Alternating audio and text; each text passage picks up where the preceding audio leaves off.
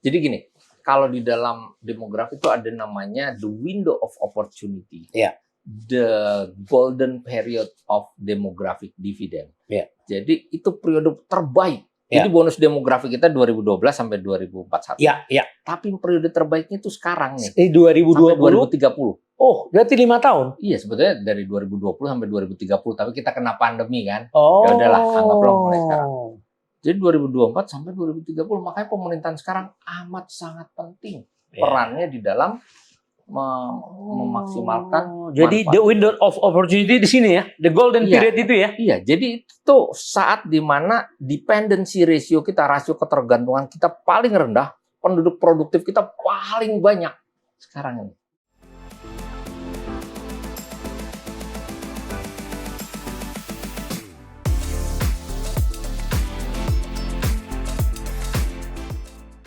Sobat Panangian, kali ini saya mendapat undangan seorang yang sangat istimewa menurut saya, Ketua Koalisi Kependudukan Indonesia.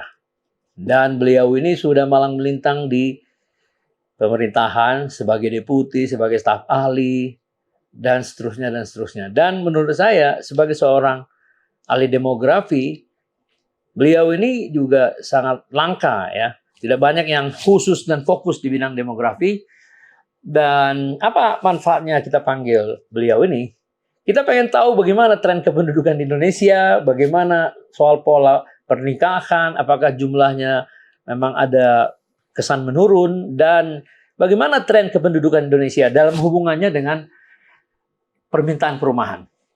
Jadi siapa lagi kalau bukan Sony Harmadi. Saya sapa dulu. Selamat datang, Bung. Terima kasih, Bang. Anda kayaknya malah melintang ke sini, ke sana, ke sini. Iya. Dan ada kesan bahwa 5 tahun terakhir ini katanya kependudukan itu memiliki tren menurun jumlah keluarga. Ahli yang mengatakan ini seorang yang bergerak di bidang pembiayaan perumahan mengatakan bahwa jumlah orang yang kurang mendapatkan rumah berkurang bukan karena jumlah pembangunan perumahan yang meningkat secara signifikan, tapi justru karena tren kependudukan. Penduduknya naik, tapi jumlah keluarga, mungkin jumlah perkawinan menurun katanya. Gimana tuh? Iya, jadi gini Bang Panangian. Ya. Indonesia itu bisa kita lihat dalam proses transisi demografinya. Kenapa disebut Zaman transisi? dulu, Ya. angka kelahirannya tinggi. Berapa persen dulu? Jumlah anak tinggi. Tahun 1971 tuh rata-rata per perempuan tuh punya anak antara 5 sampai 6. Oh, tahun 71. Iya. Tapi hari ini rata-rata perempuan Indonesia punya anak antara 2 sampai 3, tapi mayoritas 2, bukan 3. 2 ya. Jadi dari yang tadinya banyak 3-nya sekarang lebih banyak yang 2. Iya. Nah, ini menunjukkan bahwa memang terjadi transisi demografi. Angka kelahiran kita mulai turun. Turunnya mulai drastis. Dan bahkan diperkirakan tahun 2032 jumlah anak per perempuan itu sudah di bawah 2. Oh. Ya, jadi kenapa 2 anak sih sebetulnya kalau BKKBN cerita itu karena 2 anak ini akan menggantikan 2 orang tuanya. Oh, jadi stabil jadinya ya. Jadi tumbuh stabil. Ya, jadi seperti 0 pertumbuhannya. Betul. Tapi begitu 2 anak ini tidak tercapai, ya seperti China punya one child policy, 2 orang tua diganti 1 anak, penduduknya pasti turun. Iya. Dalam satu generasi dia akan turun setengah penduduknya. Iya. Kan gitu. Gila itu. Secara sederhana kayak Iya. gitu. Di zaman lalu, di masa lalu tahun 70-an, bayangkan kalau 2 orang tua diganti 6 anak. Iya, 3 kali lipat. 3 kali lipat. Maka pertumbuhan penduduk pada saat itu luar biasa cepat. Kalau kita lihat dalam 10 tahun terakhir, angka pertumbuhan penduduk juga turun. Dari 10 tahun terakhir ya? Iya, dari dalam 20 tahun terakhir lah ya. 20 tahun terakhir. Dari sekitar hampir 1,4% menjadi sekitar 1,2%. Oh. Jadi cukup tinggi penurunannya. Secara global rata-rata penduduk dunia itu turun sekarang pertumbuhannya sekitar 1%. Berarti Indonesia masih di atas dunia ya? Masih di atas dunia. Iya. Tapi dalam waktu sebentar lagi Indonesia akan turun di bawah 1%. Oh, itu berapa tahun lagi? Mungkin sekitar 10 tahun ke depan. Oh. Jadi dengan jumlah anak yang lebih sedikit, Ya. ini kan generasi yang berada yang menggantikan jadi lebih sedikit. Ya, Makin lama. ya. Angka perkawinan, ini anak-anak yang dulu lahir tahun 70-an, 60-an, dan Ya. 70-an, ya, the first baby boom era itu terjadi tahun 50. Ya. Bang. Jadi tahun 50 itu, euforia setelah kita merdeka, orang Ya. pada kawin. Ya.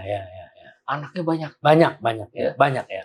Terus kemudian mereka yang lahir tahun 50-an, 60-an, 70-an tuh banyak. 70-an masuk program KB. KB ya. Nah, mereka yang lahir 50, 60, 70 ini kan kebawa di tahun 90, di tahun 80, 90, 2000 kan jumlahnya banyak. Ya, yang merit itu ya. Iya kan. Orang yang lahir bareng-bareng tahun 50 akan merit bareng-bareng tahun 70. Iya, dengan sendirinya. Orang yang lahir tahun 60, 60-an akan 80. merit 80-an bareng. Iya, Walaupun nggak janjian mereka akan iya. bareng. Gitu. Iya. Kan gitu. Itu cohort analisis namanya. Nah, dengan semakin sedikit kelahiran, ya jumlah yang menikah akan semakin sedikit. Oh. Nah, kemudian udah pasti permintaan terhadap rumah juga akan ada kemungkinan akan turun. Baik, saya potong. Dulu namanya household size itu 4,5. Itu sekitar tahun 90-an, 4,5. Udah 5 sih sebenarnya. Udah 5, sorry, 5. Tahun udah 90-an ya? Iya. Sekarang ini jadi sekitar 4. Oh. Nah, itu juga betul banget. Iya. Jadi bukan cuma jumlah perkawinannya. Orang yang menikah pun punya anak lebih sedikit. Iya, itu dia. Jadi size-nya lebih kecil. Iya. Kebutuhan ukuran rumahnya juga dengan sendirinya, iya. berkurang. Kan gitu. Iya. Ya, Luar biasa. Jadi analisa kependudukan sangat penting ya. wah, penting banget. Jadi ada namanya bisnis demografi. Dalam konteks bisnis apapun, itu perubahan Kependudukan. demografi. Yes. Ya, namanya perubahan demografi tadi itu punya implikasi besar Iya. terhadap pola konsumsi, Ya. pola produksi, Ya. cara bertransaksi dan seterusnya. Iya. Gitu Ya. kira-kira. Oke, nah jadi yang belakangan ini kan selalu menjadi semacam apa ya, atau jargon bahwa sepertiga penduduk Indonesia saat ini dari 278 itu adalah milenial di bawah 40 tahun. Oh, jadi kalau dibagi menurut generasi, Ya. yang paling dominan sekarang adalah generasi Z. Dan Z ya, dominannya. Gen Z kalau Gen orang Z ya. nyebut ya. Usianya sekitar Mereka lahir 18. tahun 97 Ya. sampai tahun 2012. sampai tahun 2012 ya. 97 2012. Berarti kalau 97 2012 kira-kira paling tuanya 27 tahun. 27 tahun. Ya kan? Paling mudanya 12 tahun ya. Jadi 12 sampai 27 itu paling banyak sekarang. Oh, itu berapa persen? Jumlahnya. Itu sekitar 27-28% Oh. dari penduduk Indonesia. Iya. Yang nomor 2 Yang itu paling- generasi milenial. Iya. Generasi milenial itu yang lahir tahun 81 sampai 96. Berarti berapa umurnya tuh? 81 berarti sekarang dia 43. 43. Paling tua. Ya. 96 berarti 28. 28 sampai 43. Itu sekitar 25% penduduk Indonesia. Oh, tapi nggak jauh juga ya, 28 sampai itu. Oke. Jadi Terus kedua kelompok ini yang paling itu dominan. jumlahnya besar. Ya. Artinya kelompok muda ini masih lebih dominan daripada kelompok yang lebih tua. Dengan sendirinya. Nah, ini yang semangat. Nah. Ini yang dulu memenangkan Prabowo itu kan? Betul. Yang disebut-sebut ya kaum Betul. muda ya. Oke, terus. Jadi memprofiling demografi kita itu penting. Ya. Untuk kepentingan politik, untuk Ya, kepentingan ya. bisnis, kebijakan pemerintah dan seterusnya. Jadi kalau misalkan ya zaman tahun 70-an dibangun SD Impres tahun 73 Presiden Soeharto perintah SD Impres itu memang benar karena anak kecil kita banyak. Oh. Ya kan? Strateginya benar. Nah, tapi kalau sekarang kita bangun PAUD sebanyak-banyak ya salah. Ya. Ya, kita lebih pada quality bukan kuantitinya lagi. Kenapa? Karena jumlah anak-anak kita udah sedikit. Ya. Lihat deh, Bang Panangnya. Sekarang banyak SD nggak punya murid. Ya. Udah berubah struktur umur penduduknya. Ya kan? Iya. Justru kita butuh SMA banyak, perguruan tinggi itu banyak. Iya. Jadi perubahan demografi itu berdampak besar. Iya. Nah, yang generasi tadi, Bang, Ya. itu dia punya cara berpikir yang spesifik. Yang G sama Gen Z, milenial ya. milenial. Kenapa? Karena setiap generasi dia hidup pada satu masa di mana dia dipengaruhi oleh cara berpikir di masa itu. Ya. tontonannya sama, perkembangan teknologinya sama, gitu kan, dan seterusnya. Jadi generasi X nih, ya, saya nih generasi X. Mereka yang lahir tahun 64 sampai 80 itu generasi X. Itu kita tahu kaset, mesin tik, gitu kan. Nontonnya film boneka si Unyil. Jadi cara mikirnya kayak gitu. Ya. Tapi kalau generasi milenial lebih dipengaruhi cara mikirnya Doraemon, kayak gitu. Jadi beda. Kalau sekarang misalkan Upin dan Ipin atau jadi memang setiap generasi, setiap orang ada masanya, setiap masa ada caranya. Gitu. Nah, khusus untuk yang dominan, berarti hampir 50% penduduk Indonesia itu Gen Z sama milenial. Lebih dari 50%. Iya, lebih dari 50% ya, hampir lebih dari. Nah, apa yang khas dari dua generasi ini? Boleh dibahas satu-satu. Yang dalam hal katakanlah dulu pola konsumsi lah. Oke. Gen Z ini agak beda sama milenial sebetulnya. Iya, justru itu. Kalau milenial itu dia sebagian dipengaruhi cara berpikir generasi X. Jadi gini, kelompok generasi X dan generasi milenial itu dia masih percaya sama merek. Jadi dia ada loyalitas terhadap merek tertentu. Terus dia suka sama aset. Jadi cara menumpuk kekayaannya dengan aset. Tapi milenial yang muda, yang dekat sama Gen Z itu beda. Jadi Gen Z ini dia cenderung lebih tidak terlalu suka aset. Lebih suka jalan-jalan, makan, kayak gitu. Dan mereka ini sangat value to price-nya itu apa namanya? Sangat diperhatikan. Jadi kalau beli sesuatu dibandingkan antara value yang dia terima dengan price yang dibayar, price yang dia bayar. Jadi value for money. Iya, value for money. Iya, betul. Value for money. Jadi dia sangat perhatian gitu dengan hal. Dan dia tidak terlalu loyal dengan merek jadinya kan ya, dengan sendirinya. Betul. Jadi dia nggak punya loyalitas terhadap merek tertentu. Yang penting value for money. Iya. Jadi sangat dinamis perpindahan pemikiran dia memilih sebuah konsumsi ya. Betul. Memilih barang ya. Cara dia berpikir apakah saya perlu beli rumah? Iya. Dengan sendirinya. Beli apartemen dan seterusnya. Apakah nggak cukup menyewa saja kan bagi dia? Bagi dia pasti lebih simpel nyewa. Jadi lebih fungsional pikirannya dia. Betul. Bukan kepemilikannya, tapi fungsinya. Iya. Nah kemudian usia tadi kan sekitar 23 itu kan paling senior ya. Itu kan? Yang mana? 27. 27 yang paling senior dari 12 kan. Nah, berarti mereka inilah yang sebenarnya sangat mempengaruhi pembelian rumah ya, ketimbang di atasnya.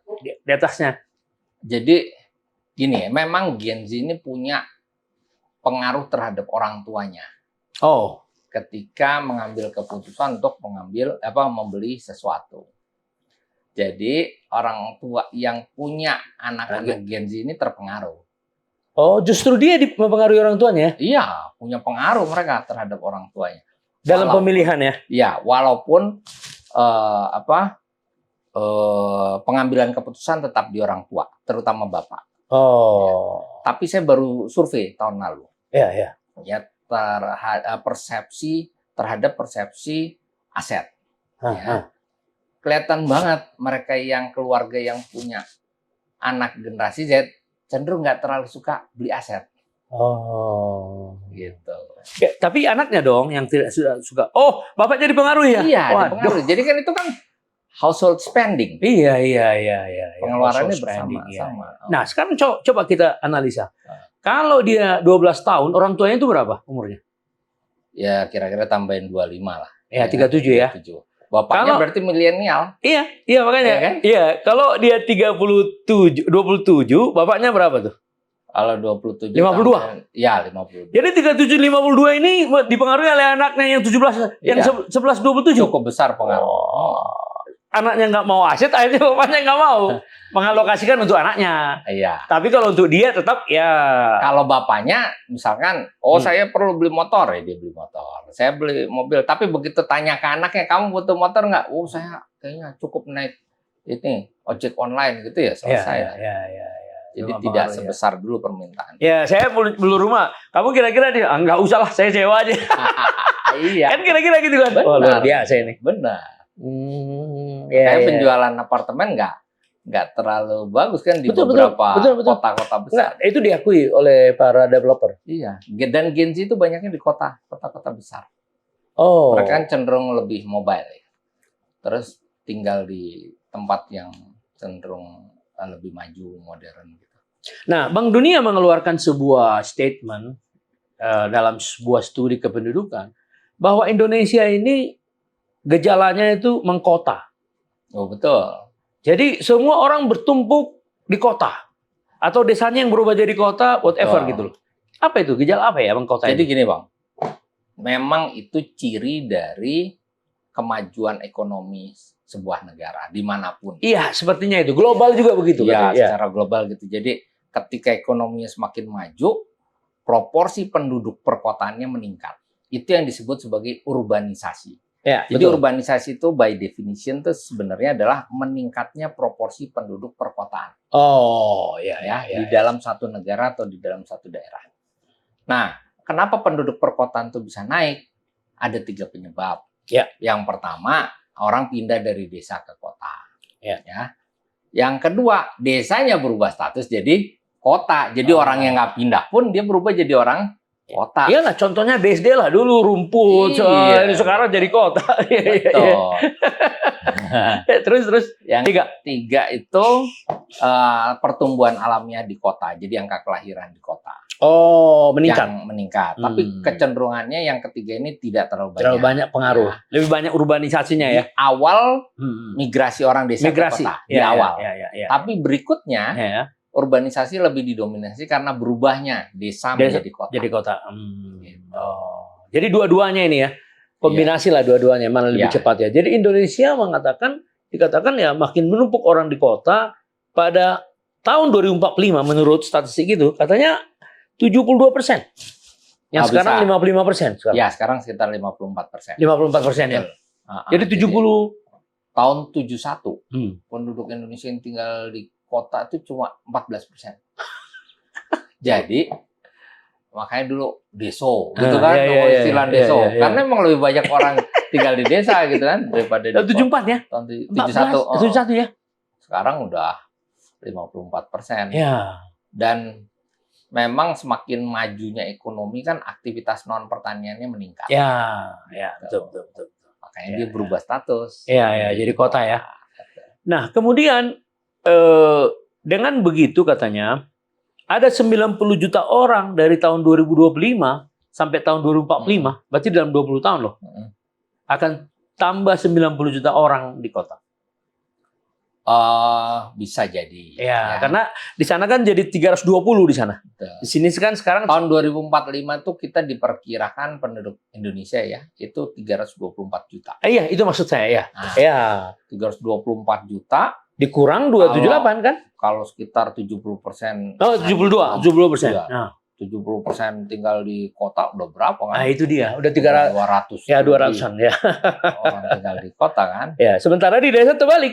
Iya. Dari 28% nanti, dari sekarang 45. Nah, tapi gini Bang. Ya. Sebenarnya waktu saya kebetulan diberi amanah sebagai deputi itu di pemerintahan, saya mengkoordinasikan pembangunan desa. Dengan nah itu yang saya tekankan begini. Yang namanya membangun desa itu bukan merubah desa menjadi kota. Iya. Tetapi menciptakan standar hidup desa yang sama baiknya dengan kota. Jadi kalau Bang Panengian pergi ke negara-negara maju, ke countryside-nya, ke pinggiran itu, ya ke desa-desa gitu, itu mereka sekolahannya bagus, pelayanan kesehatannya bagus. Tidak kalah dengan kotanya ya? Iya. Jadi kualitas hidupnya sama baiknya, bahkan kadang-kadang lebih baik. Di sini terbalik. Ya kita pinginnya pembangunan desa itu didorong untuk menciptakan standar dan kualitas hidup yang lebih tinggi. Gitu kan? Jadi artinya gini, Pak Sony, dengan pemikiran pembangunan rumah di desa itu masih relevan? Betul, masih dong, sangat relevan. Walaupun tren penduduk, justru kita itu desa itu kan tempat ketahanan pangan. Desa itu tempat ketahanan lingkungan. Jadi Kelebihan desa itu pasti aktivitas pertaniannya kuat. Iya dong, iya.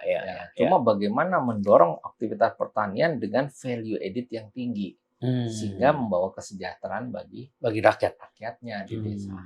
Dan standar hidupnya juga bagus, jadi dia nggak perlu ngerasa harus meninggalkan desanya. Jadi itu akan mempengaruhi juga orang mobilisasi ke kota nantinya ya. Dan nanti kalau saya pikir ya ke depan orang banyak yang memilih stay di desa, tapi bisa bekerja dengan pendapatan yang tinggi. Kan semakin lama orang nggak perlu mobilitas yang tinggi. Ya, tapi kan jadi agak sedikit pro kontra atau ada sedikit ya kontroversi antara prediksi 72% orang di kota harus urbanisasi yang terus meningkat dengan desa itu tetap harus dipertahankan kualitasnya. Pak Panangian, gini, penduduk itu nggak harus disebar rata. Betul. Australia dari dulu dengan luas wilayah berapa kali Indonesia, 3,5 kali lipat Indonesia, nggak pernah mencoba memeratakan penduduknya ke semua wilayah. Misalkan ke Northern Territory ada Alice Springs itu kan gurun, nggak pernah. Jadi dia pasti aglomerasi, berkumpul. Jadi penduduk tuh bisa terkonsentrasi di lokasi tertentu. Tetapi desanya masih kuat. Jadi penduduk di desanya mungkin nggak sebanyak sebelumnya. Malah kita memberi kesempatan dia untuk berkembang. Berkembang dalam konteks perannya dia untuk menyediakan pangan bagi kehidupan bangsa. Iya dong, iya. Kan? Iya. Jadi penduduk nggak apa terkonsentrasi. Jadi ya artinya orang ke kota ya pemerintah melayani tantangan di kota. Ya. Orang di desa yang masih stay di sana, ya diupayakan supaya jangan di bawah standar perkotaan hidupnya. Iya, hidupnya bagus. Jadi tetap relevan pembangunan di desa ya. Betul. Itu kan hanya definisi menurut saya, desa kota itu.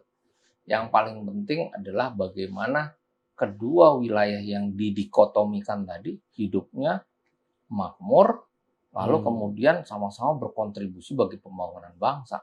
Ya. Yang satu non pertanian, satu pertanian. Ya. Nah, ada lagi dari studi Bank Dunia tahun 2020 bahwa pertumbuhan ekonomi atau kemanfaatan ekonomi di kota di Cina di wilayah Cina jauh lebih tinggi dari di perkotaan di wilayah negara berkembang termasuk Indonesia. Jadi angkanya begini, kalau di Cina itu 3, kalau di Indonesia itu 1,4, di negara berkembang itu sekitar 2,5. Artinya apa? Kota sudah menciptakan pertumbuhan ekonomi bagi Cina, relatif dibanding desa. Tetapi pada saat yang sama kalau dibandingkan Indonesia itu juga mengalami itu, tapi tidak setinggi itu produktivitasnya terhadap pertumbuhan ekonomi, kontribusinya. Kenapa itu bisa terjadi? Bisa jadi saya nggak tahu datanya Cina ya. Ya. Bang. Tapi begini, 80% perekonomian dunia itu dikontribusikan oleh kota. Itu maksudnya, itu. Jadi itu terjadi di Cina ya. Betul. Jadi di seluruh dunia sebetulnya. Dan bahkan setengah dari perekonomian dunia itu hanya dikontribusikan oleh 400 kota besar dunia. Itu kalau nggak salah saya baca di buku ya, yang dikeluarkan oleh McKinsey Institute. Nah, jadi memang peran kota tuh gede banget di dalam pembentukan GDP, dalam pembentukan GNP. Makanya kota berdaya saing itu penting banget. Karena membangun perkotaan sama saja menjaga 80% ekonomi dunia nggak runtuh. Saya bisa paham jadinya. Jadi yang ditampilkan di Bank Dunia itu soal efektivitas atau efisiensi pengelolaan kota. Betul. Relatif dibandingkan Cina dengan Indonesia. Betul. Gitu. Iya, memang Cina lebih dulu mengkota daripada Indonesia kan ya. Cina memang ya dia cepat sih. Dia sudah dapat sesuatu formula yang membuat efektivitas dari pertumbuhan PDB itu kan. Betul. Nah, gini Bang, satu hal yang penting ya. Indonesia itu kan sedang berada dalam periode bonus demografi. Ya, betul. Sejak 2012. Sampai tahun 2000 sampai 2041. Perkiraannya. Nah, bayangkan tahun 1997 GDP per kapitanya Indonesia itu lebih tinggi daripada China. Saat itu GNP kita. GNP per kapita Indonesia itu sekitar 1.500. Oh, 1.100. US dollar. Tapi GNP per kapitanya China itu sekitar 750 US. Di bawah kita ya. Sejak tahun 97 China masuk periode bonus demografi. Oh. Tahun 97 dia. Sampai sekarang masih.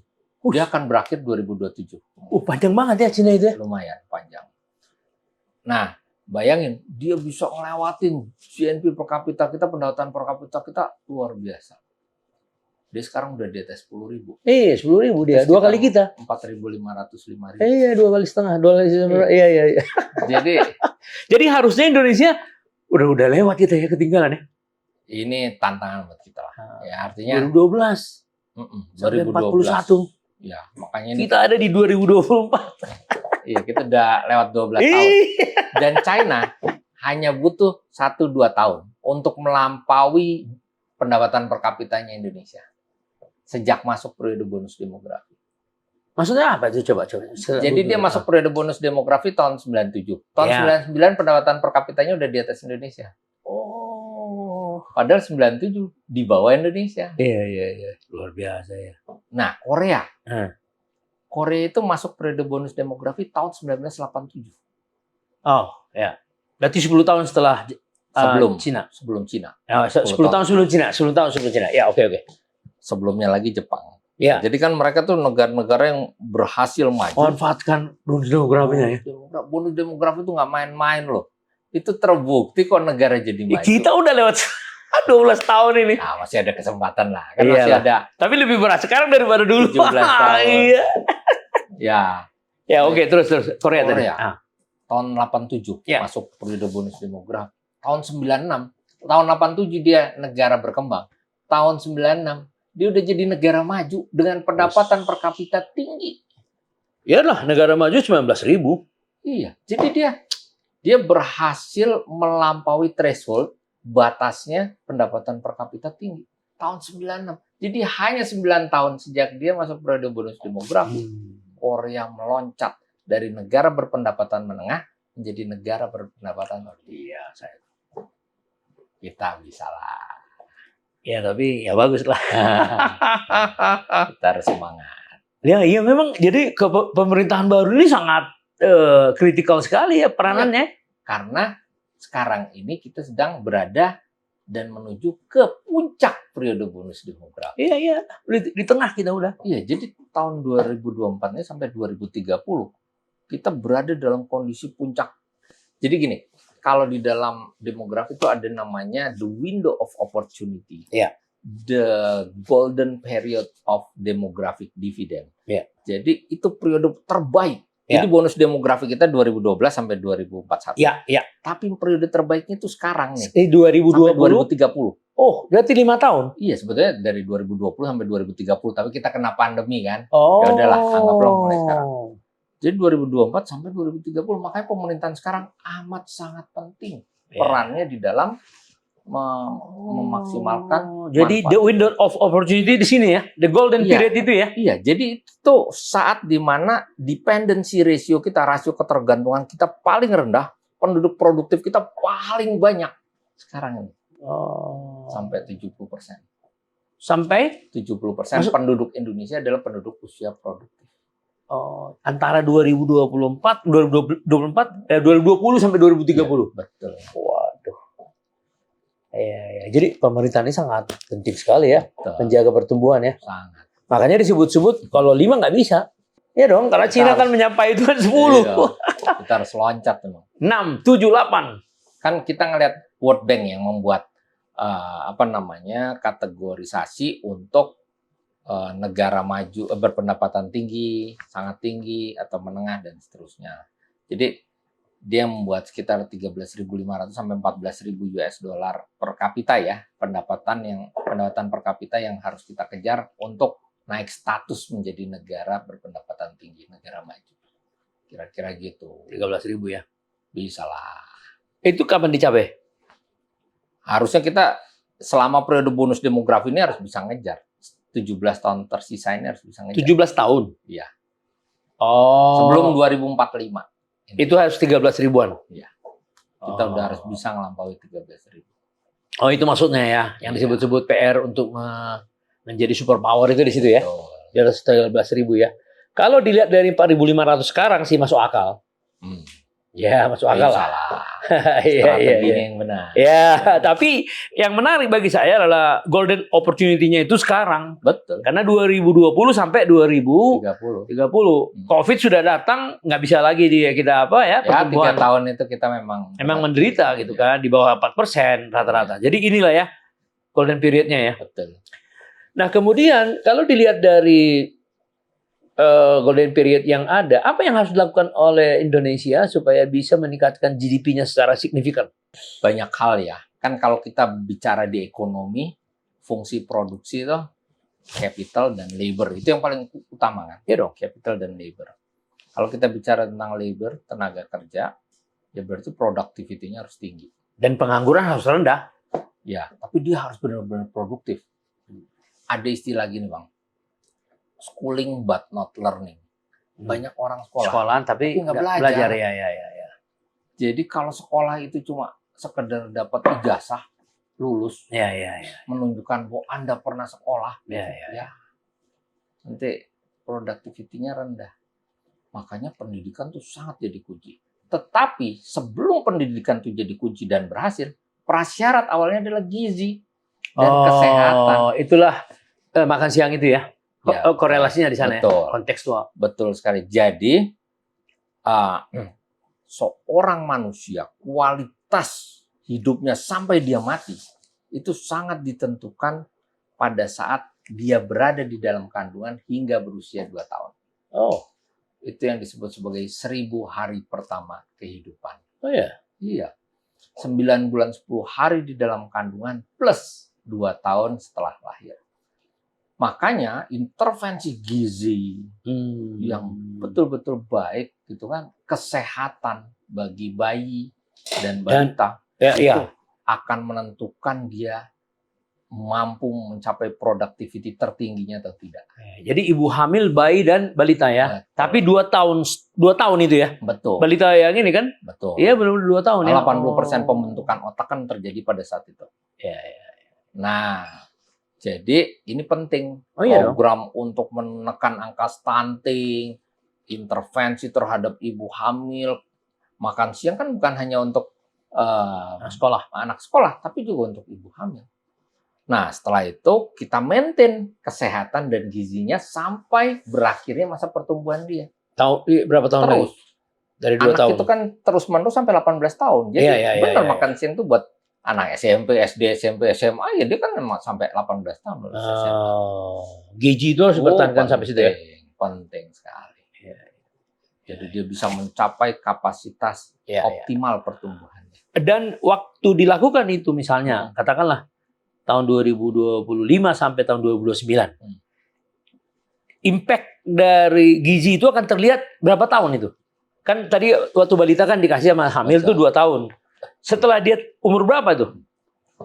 Jadi apa yang kita lakukan pasti berdampak seumur hidupnya dia, udah pasti. Udah pasti. Tapi memang ada lag tuh. Gini, strategi pembangunan manusia sekarang diintervensi hari ini kita mau lihat nggak bisa. Nggak bisa. Biasanya akan terlihat dalam 5 tahun kemudian. Oh, 5 tahun kemudian kelihatan ya? Nah, makanya misalkan kita itu ngelihat capaian pembangunan kependudukan kita dari mulai angka kelahiran, angka kematian, dan seterusnya, itu dievaluasi setiap 5 tahun. Ada namanya survei demografi kesehatan Indonesia, survei penduduk antar sensus, ya, antara SUPAS dan sensus itu bedanya 5 tahun. Nah, itu untuk ngelihat indikator-indikator keberhasilan tadi. Makanya 5 tahun itu menjadi waktu untuk melihat progres tadi. Iya, tapi andai kata dijalankan itu secara terus-menerus oleh pemerintah yang berkesinambungan, itu luar biasa itu dampaknya. Iya dong, betul. Iya kan? Karena yang 2 tahun itu tadi jadi 7 tahun dia di sana. Betul. Yang 15 tahun itu di sana udah 21 tahun. Betul. Luar biasa itu. Betul banget. Iya kan? Jadi semua generasi itu kan katakanlah satu generasi 25 tahun dibuat gitu. Wah, pengaruhnya udah 2045 Indonesia Mas 2045 kita bisa mencapai target. Dan target target GDP 13.000 ke atas. Kan? Karena mencapai pendapatan per kapita yang tinggi itu butuh orang-orang yang produktif kan, productivity-nya tinggi. Dan tidak gagal otaknya kan gitu kan kira-kira kan. Kalau gitu. mereka yang gizinya ini Bang, yang gizinya buruk itu kan otaknya kecil. Iya, ada yang bolong. Iyalah. Kita bukan ahlinya, tapi kalau melihat gambaran otak mereka yang gizinya tidak sempurna. Karena tumbuh secara tidak normal. Nah, tapi satu lagi. Apa tuh? Ahli perumahan kan. Nah, jadi gini. Di dalam mengatasi fenomena stunting, selain gizi spesifik, intervensi gizi spesifik itu gizinya. Yeah. Satu lagi yang ternyata sangat penting, intervensi gizi sensitif. Oh. Jadi seorang anak itu, kalau dia sering sakit, terkena infeksi, itu berdampak terhadap kemungkinan dia stunting, gizi buruk. Jadi gini Bang, kalau seorang anak, ini bayangannya ya, saya bukan ahli gizi dan bukan dokter, tapi saya pernah menerima penjelasan ini. Kalau misalkan seorang anak sakit, suhu tubuhnya naik 1 derajat, ya, dari suhu normal, dia itu harus menerima ini asupan 10% lebih banyak misalkan. Jadi kalau dia biasanya makan 100%, dia harus makan 110%. Kalau dia sakit, dia kan susah makan. Iya. Ya kan? Katakan dia cuma makan 50%, defisit dia. Oh. Jadi pemenuhan gizinya tidak terjadi dan itu bisa terjadi pada anak yang bukan hanya anak yang miskin, tapi juga anak-anak yang mampu sebenarnya. Jadi infeksi yang berulang namanya recurrent infection pada anak itu menyebabkan dia punya potensi mengalami stunting. Oh, Karena di tubuhnya itu gizi yang masuk dia harus melawan penyakitnya kan. Sehingga kebutuhan dia untuk tumbuhnya menjadi terhalang. Nah, apa yang menyebabkan seorang anak tuh mengalami infeksi berulang? Ya karena perumahan. Itu pentingnya perumahan yang layak. Perumahan yang layak, sanitasi. Air bersih. Nah, disitulah perumahan tuh jadi kualitas lebih banyak kepada kualitas rumah itu ya. Betul, jadi bukan size-nya lagi. Karena kan kita dengan household atau family size yang lebih kecil, kita nggak butuh yang besar. Tapi quality. Udara dan seterusnya lah ya. Betul. Penyebab infeksi itu air dan udara. Air bersih ya. Terus toilet yang tidak menginfeksi. Kita nggak cuma bangun rumah, tapi bagaimana mengalirkan air yang layak bagi mereka, bagaimana membangun sistem udara yang bagus bagi ventilasi dan seterusnya.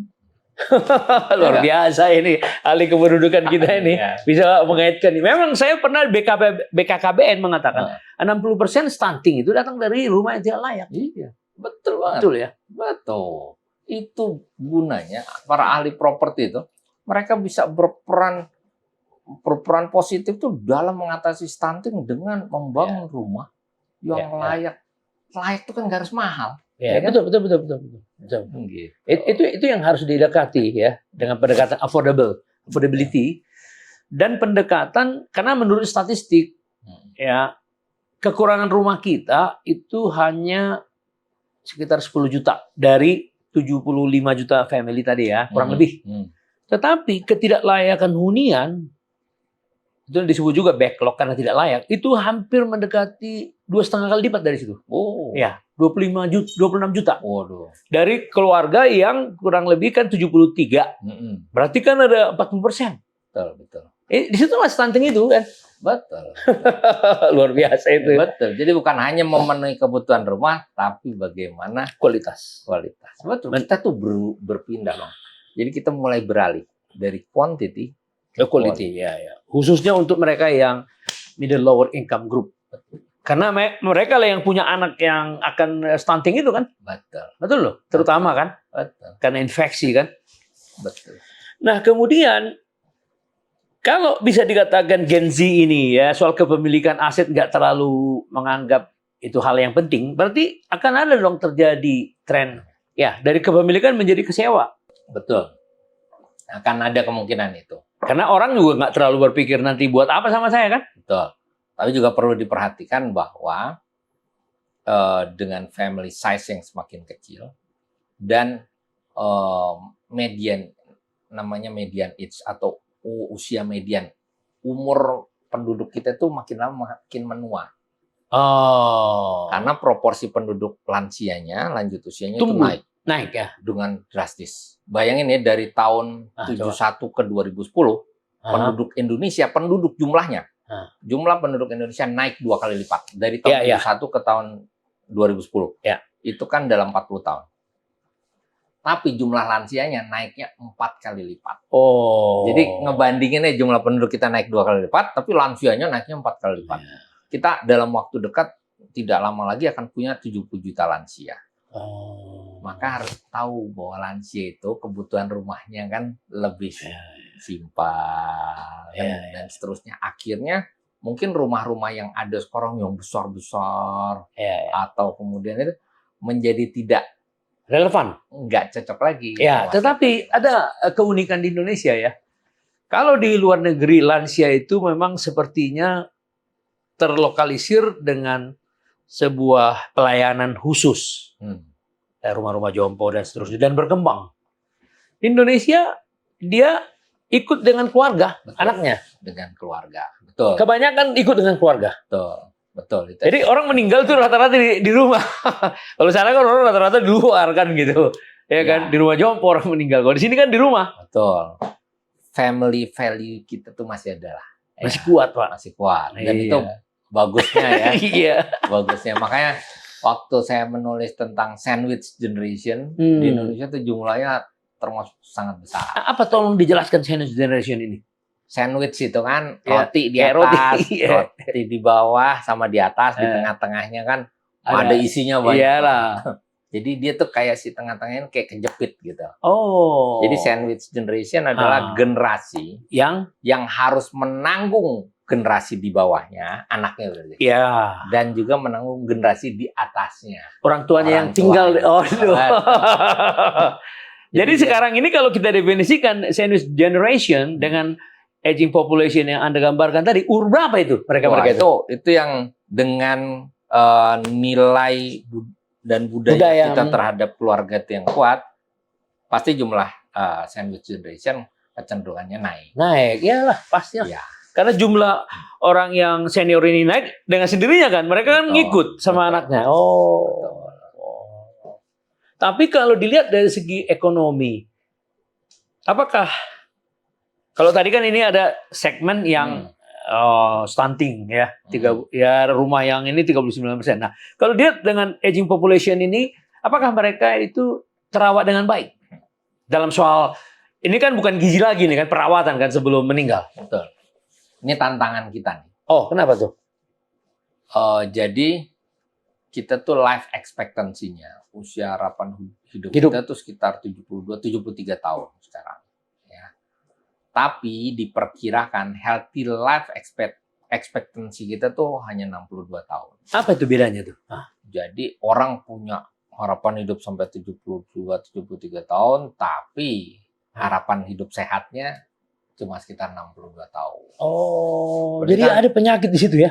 9-10 tahun ini kan quality of life-nya kan. Nah, makanya kita harus dorong perilaku hidup sehat, tempat tinggal yang sehat, dan seterusnya, karena itu berdampak jangka panjang kan. Kalau 10 tahun sisa hidupnya sakit-sakitan kan, tentu berat buat anaknya si sandwich itu ya. Tapi dengan adanya BPJS segala macam, saya kira itu udah membantu ya. Iya dong, betul. Jadi kita ngebenahi itu memang satu-satu, tapi banyak harga. Artinya itulah prestasi 10 tahun ini. Iya. Benar ya? Iya. Dan saya dengar Cina juga sudah mengalami aging population lebih dulu ya. Betul.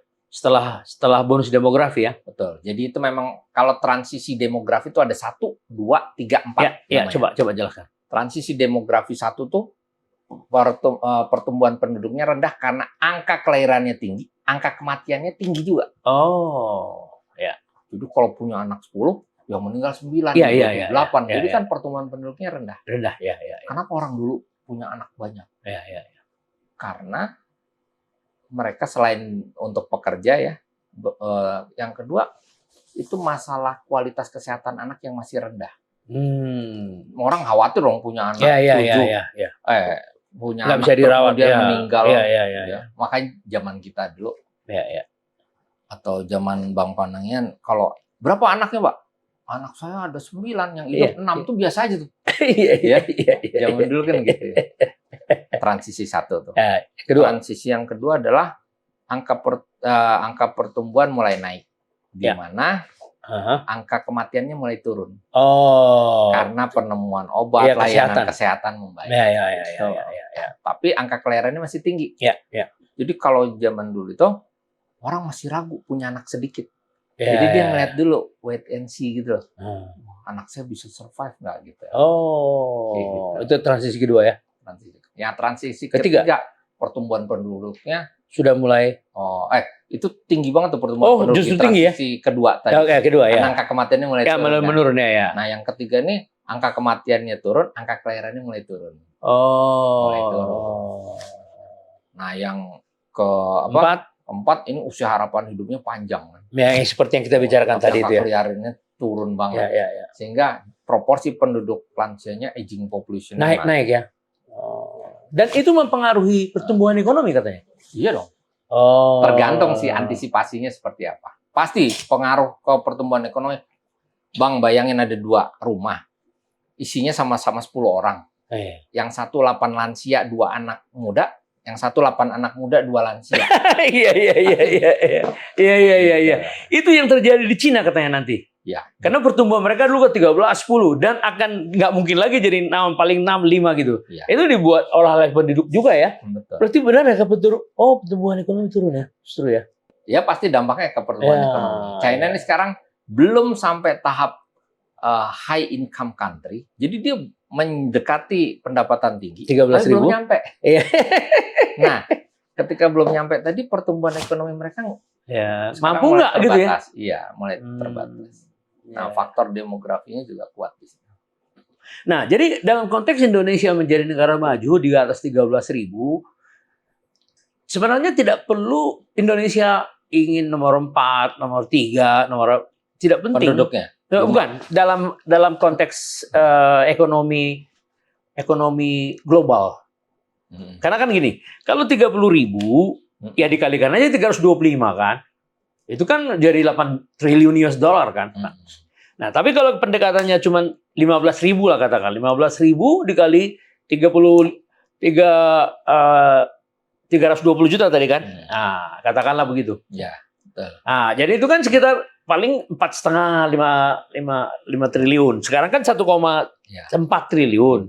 Ya, sekitar 3 kali kan. Nah, jadi saya lebih setuju dengan Anda. Ada orang yang membuat ramalan-ramalan yang membuat kita harus tumbuh 8% terus dalam 25 tahun ke depan. Atau 7% lah gitu kan, sampai 30.000. Jadi saya kira itu nggak terlalu penting. Tapi lebih penting adalah jangan terjebak dalam middle income. Iya kan? Betul. Pokoknya di atas 15.000, 13.000 lah. Iya. Entah berapapun terserah kan ya. Iya. Jadi menarik sekali nih diskusi hari ini. Terima kasih ya. Ini sudah malang melintang nih ya.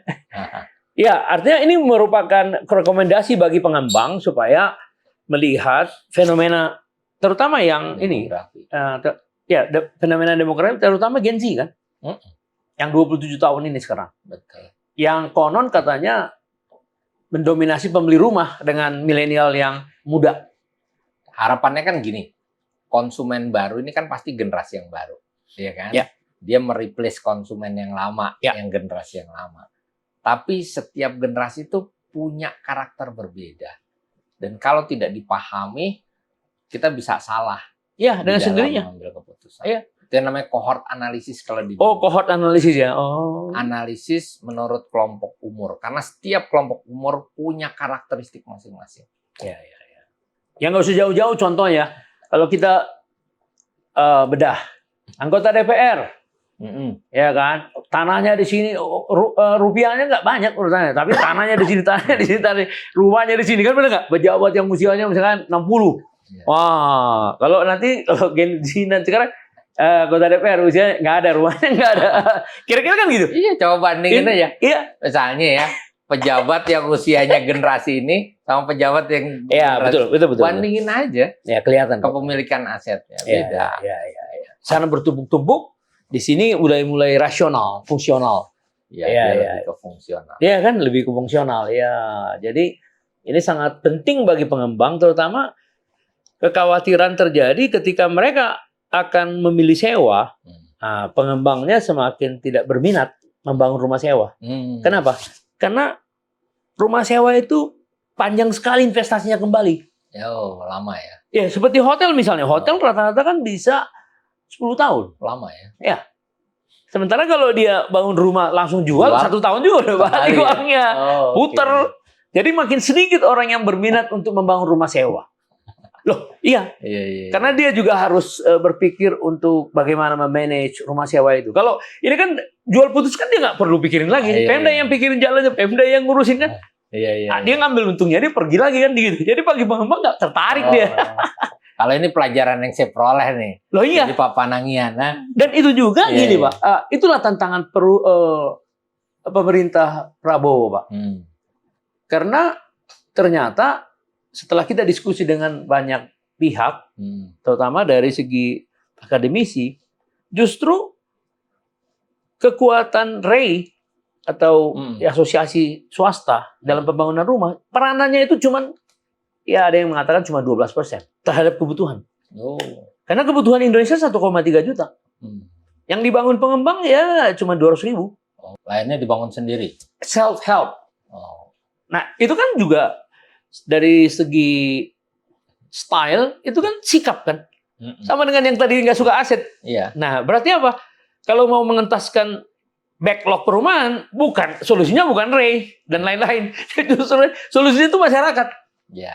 Karena sudah 30 tahun, angka ini nggak berubah. Nggak berubah, Pak. Jadi basis komunitas, yang tadi Anda sebutkan apapun namanya, yang sewa yang lebih suka, ya orientasi itu harus berubah ke sana. Mau nggak mau. Nah, itulah tantangan pemerintah yang akan datang. Bagus, betul. Jadi rumah sewa di desa bukan tidak mungkin akan ada.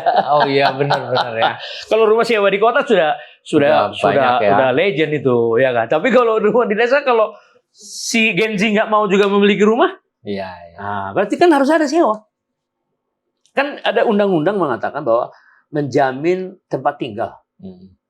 Pemerintah mengatakan di undang-undang itu menjamin tempat tinggal. Memang bukan dikatakan menjamin memiliki tempat tinggal, bukan.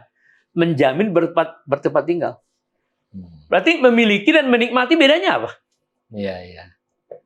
Kan milenial kan mengatakan Betty lah. Iya, Betty. Nah, sekarang ini orang udah mulai mikir kan ngapain punya mobil sendiri ya gitu, ngerawat ini, nyewa aja. Ya, betul. Ya kan? Nah, contoh lah, Mas Sony, anaknya milenial ada berapa? Enggak, anak saya Gen Z semua. Oh, Gen Z ya. Sorry, Gen Z. Gen Z itu maksud saya, poin saya tadi ya. Gen Z itu kan udah terasa kan dia nggak terlalu mau dengan aset kan? Iya. Jadi dia kalau ditanya, coba beli ini ya, wah, mendingan kita jalan-jalan Pak. Mendingan kita makan Pak. Mereka itu sangat sensitif sama harga. Oh ya. Misalnya pesan ojek online aja ya, mereka bisa ngebandingin beberapa ojek online. Hanya untuk selisih 1.000, 2.000 dan value for money ya. Betul. Jadi memang setiap orang ada masanya, setiap masa ada caranya. Ada caranya. Saya selalu sampaikan. Jadi memahami perkembangan bukan berarti mereka nggak butuh loh aset. Iya. Ya, cuma caranya mungkin berbeda. Atau prioritas. Ya. Dia bukan prioritas. Atau memaknai aset itu beda lah. Ya, dengan sendirinya dia tidak prioritas. Sama dengan mobil tadi. Iya. Kalau ada orang yang sangat praktis orangnya, dia nggak mau tergantung. Mencuci ini, mengganti oli, apa segala macam. Nggak mau lah. Panggil aja, tinggal klik datang. Kan itu kan pola pikir ya.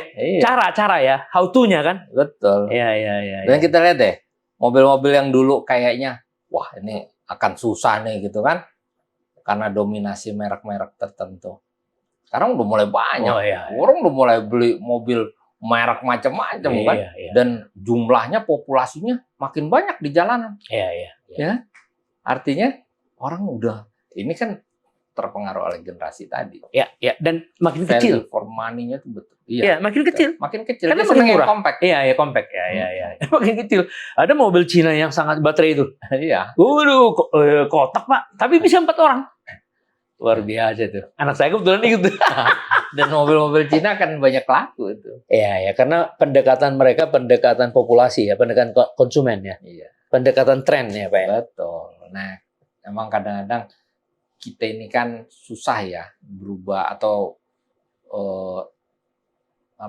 mengikuti perubahan, itu yang disebut sebagai disruption itu kan. Beradaptasi, mengantisipasi perubahan itu kadang-kadang kita yang lemah. Makanya saya sering bilang, belajarlah dari masa depan, bukan belajar dari masa lalu. Learning from the future. Kenapa? Kalau kita belajar masa lalu terus-terusan, masa lalu itu penting ya, karena dunia itu mengalami pengulangan selalu, siklus kan. Makanya di kitab suci juga banyak cerita tentang sejarah kan, supaya nggak diulangi. Tapi kalau kita itu cuma belajar masa lalu, tidak belajar tentang masa depan, kita itu seperti nyupir. Kita lihat spion aja, sesekali aja, dengan harapan bahwa jalan yang akan kita lalui sama persis dengan yang sudah kita lalui. Masuk jurang kita kalau nggak belajar dari masa depan. Dan yang sebetulnya paling mudah dipelajari di masa depan adalah demografi. Karena hampir pasti dia. Karena demografi itu nggak mungkin tiba-tiba berubah drastis. Makanya saya dulu tahun 2014, saya ngundang teman-teman pimpinan parpol. Ya kita bicara gini,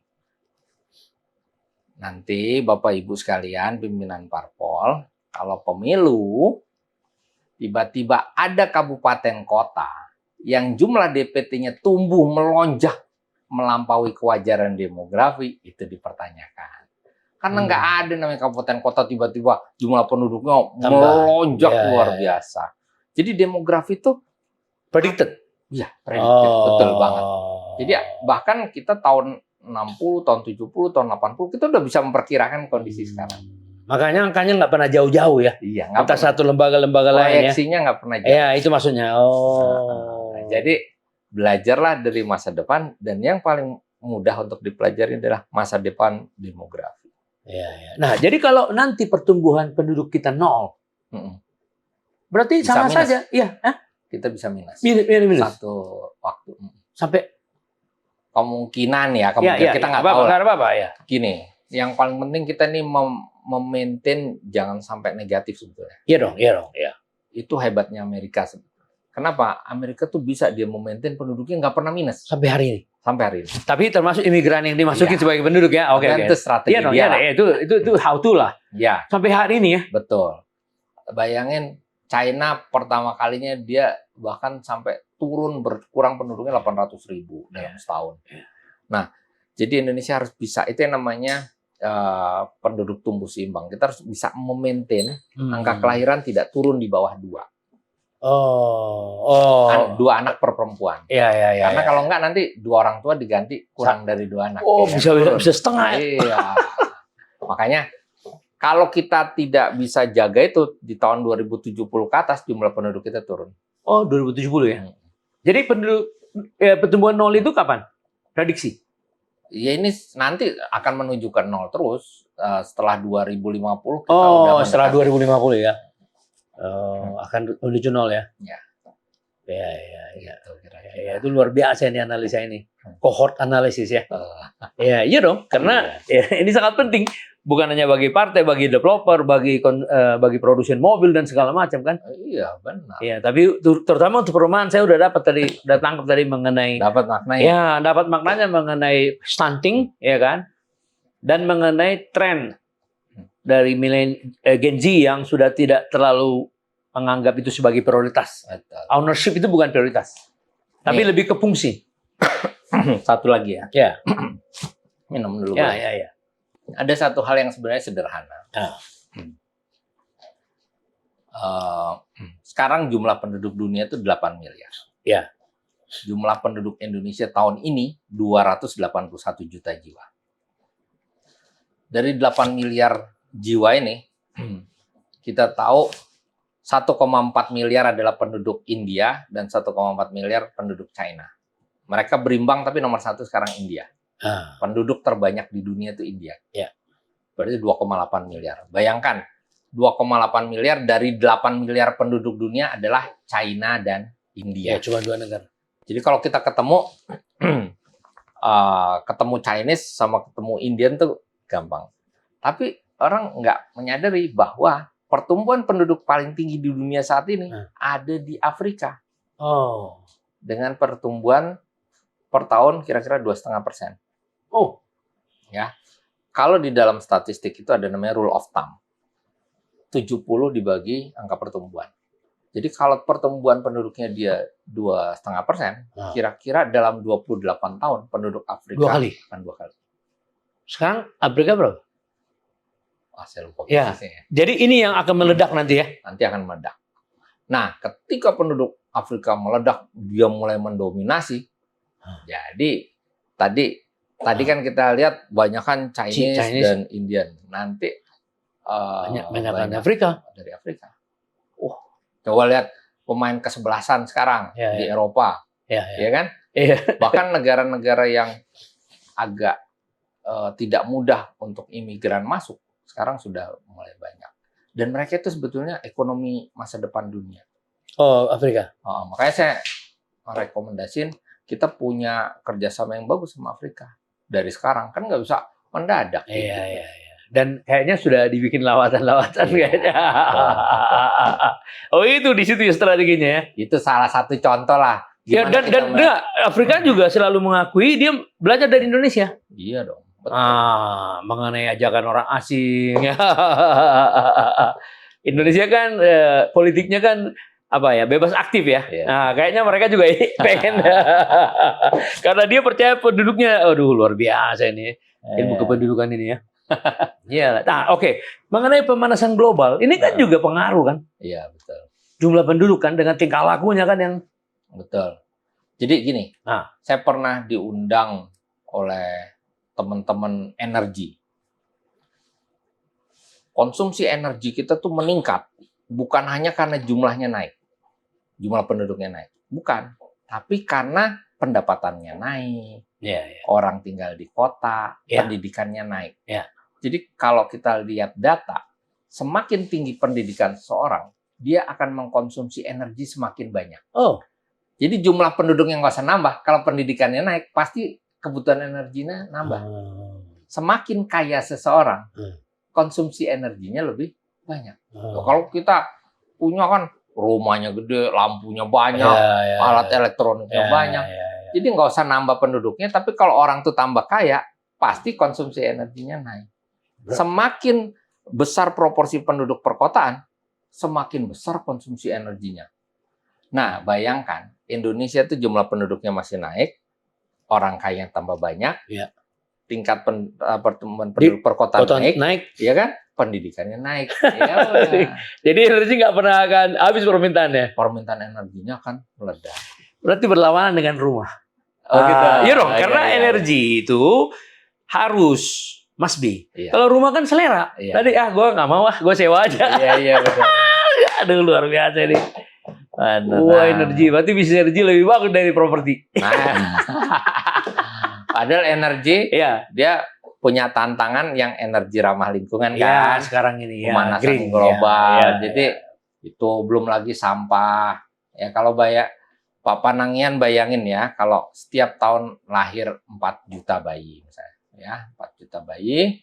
Lalu kemudian setiap bayi pakai satu hari itu 3 popok itu disposal itu loh yang bisa diganti ya. Tiga kali aja sehari. 12 juta. Udah 12 juta per hari. Sampahnya berapa banyak? Iya kan? Jadi itu baru cuma popok bayi, belum banyak hal. Jadi kita akan punya PR sampah. Karena orang itu semakin tinggi pendidikannya, semakin kaya, dia juga produce sampah lebih semakin banyak ya. Jadi kayak gitu-gitu tuh. Aduh, ini nggak bisa selesai nih. Makanya saya bilang orang energi ya, Jangan cuma ngelihat jumlah penduduk ya, nanti Anda misleading, salah. Iya. Dia harus lihat fenomena di dalamnya dong. ya. Iya, demografi nggak cuma. Ada unsur-unsur demografinya justru ya. Betul. Ya. Terima kasih Bung ya. Luar biasa ini.